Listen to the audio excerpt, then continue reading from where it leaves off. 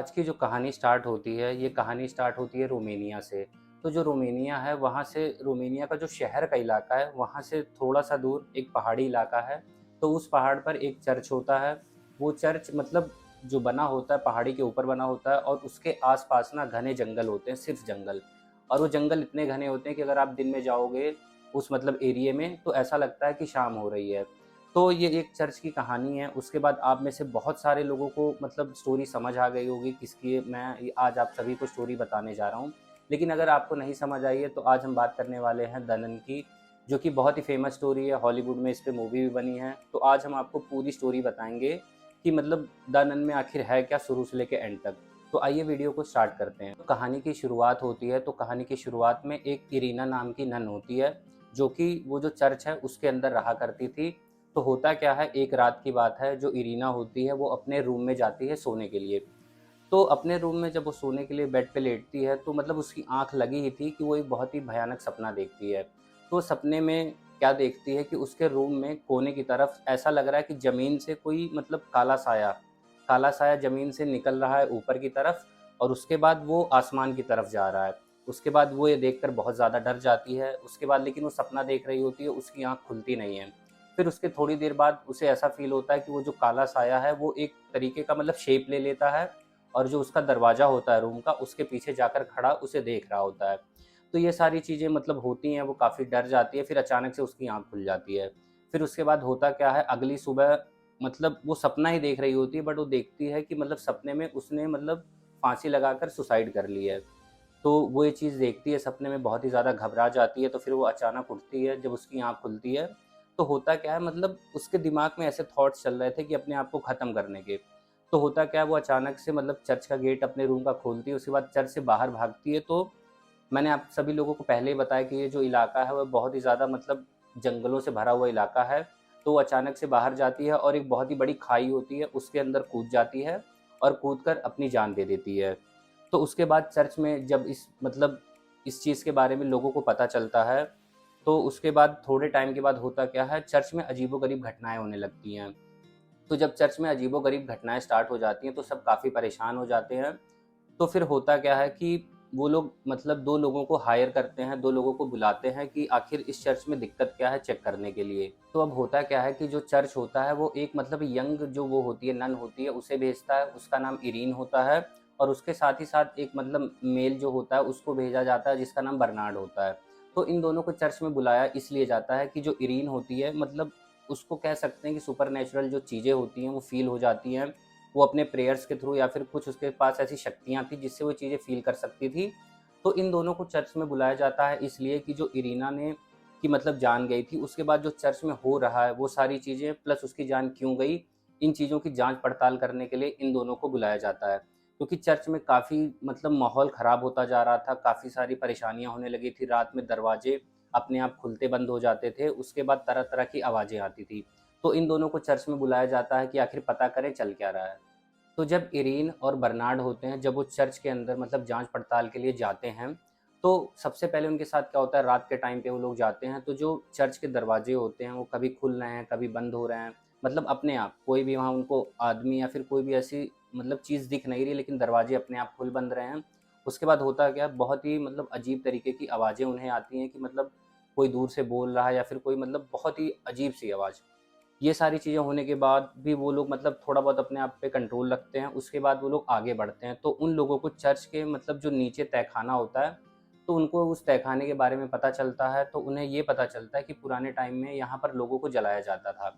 तो वो लोग इस तहखाने में जाते हैं और पता करने के लिए कि आखिर ये तहखाना है क्या और यहाँ पर ये जो चीज़ें चल रही हैं, आखिर वो हो क्यों रही हैं। तो तहखाने में जाने के बाद जो इरीन होती है, तो मैंने जैसा कि आप सभी लोगों को बताया, उसके अंदर कुछ शक्तियाँ होती हैं, तो उसने प्रेयर्स करी और काफ़ी सारी चीज़ें करने के बाद उसे ये चीज़ पता चलती है कि जो इरीना ने मतलब अब की जो इरीना की डेथ हुई थी, तो वो मतलब कोई ऐसी नॉर्मल डेथ नहीं थी, वो एक डीमन था जिसका नाम वालाक है, तो उसने इरीना को मारा है। अब मैं आप सभी लोगों को बता दूँ, ये जो वालाक है, ये एक डीमन है, जो कि काफ़ी सदियों पुराना है, और उसके बाद होता क्या, इन लोगों ने ये चीज़ भी पता लगाई कि उसी तहखाने में आज से काफ़ी साल पहले जो चर्च में लोग रहते थे, उन्होंने इस डीमन को काफ़ी सारी पूजाएँ करके, बहुत सारी बंदिशें करके मतलब ज़मीन के अंदर कैद कर रखा था, और आज के टाइम पे मतलब पता नहीं क्या रीज़न था, ये तो इन लोगों ने नहीं बताया या फिर इन लोगों को पता नहीं चल पाया, लेकिन जो डीमन वालाक है, वो इस समय आज़ाद हो चुका है और जिसकी वजह से मतलब जो इरीना थी उसकी जान गई है। जैसा कि आप सभी लोगों को मैंने बताया कि जो इरीन थी और जो बर्नार्ड था, उसे पता चल गया था कि नन की जो जान थी वो क्यों गई थी। तो उसके बाद कुछ समय बीतता है, तो एक रात जो इरीन होती है वो सो रही होती है, तो जो वालाक होता है उसके सपने में आता है, उसे मतलब बहुत ही भयानक तरीके से डराने की कोशिश करता है और उसने जो मतलब पहले वाली नन के साथ किया था कि उकसाता है कि तुम अपनी जान ले लो, तुमसे कुछ नहीं होगा, तुम बेकार हो। तो मतलब ये सारी चीज़ें वो उसके साथ ट्राई करने की कोशिश करता है ताकि जो चीज़ें वो लोग पता कर रहे हैं, वो इस चीज़ों को पता ना कर पाएँ। तो जब वो सपने में इरीन को डरा रहा होता है, तो वो एक मतलब बहुत ही भयानक नन के रूप में दिखाई पड़ता है, जो कि एक काले कपड़े और सफ़ेद रंग का मतलब उसका चेहरा होता है, लाल आँखें होती हैं और बड़े-बड़े नाखून होते हैं, तो वो उस रूप में आकर इरीन को डराने की कोशिश करता है। तो यहाँ से अब ये सारी चीज़ें इरीन के साथ भी बढ़ती जा रही थी, तो इन लोगों ने इरीन और बर्नार्ड ने सोचा कि अब इस चीज़ की हम तह तक जाएँगे। तो होता क्या है, उसी समय ये बर्नार्ड को बुलाती है और इरीन बर्नार्ड के साथ तहखाने में जाती है। उस तहखाने में जाती है जहाँ मैंने आप सभी को बताया कि जो वालाक था उसको कैद किया गया था। तो जब ये लोग तहखाने में जाते हैं तो इन्हें एक क्रॉस का सिंबल मिलता है और एक बुक मिलती है। तो जब इन्हें वो बुक मिलती है तो उस बुक में मतलब एक रास्ता मतलब कह सकते हैं बताया गया था कि किस तरीके से अगर कभी वालाक इन फ्यूचर आज़ाद हो जाता है तो उसे कैसे कैद किया जा सकता है। सभी लोगों को बताऊँ, इनके लिए ये सारी चीज़ें इतनी आसान नहीं थी क्योंकि जो वालाक था इनका पीछा कर रहा था। तो मैं आप सभी लोगों को बताता हूँ, एक सीन में ऐसा होता है कि जो इरीन के साथ बर्नार्ड होता है, तो ये दोनों साथ में ही होते हैं। तो इन दोनों को वो अलग-अलग तरीके से छलावा करके या फिर काफ़ी सारी कोशिशें करके अलग करने की कोशिश करता है ताकि ये दोनों लोग अलग-अलग हो जाएँ। तो उसके बाद होता क्या है, बर्नार्ड थोड़े से टाइम के लिए इरीन से अलग होता है और अचानक उसे फ़ील होता है कि किसी ने बर्नार्ड का गला पकड़ा और मतलब दीवार से ले जाकर लगा दिया।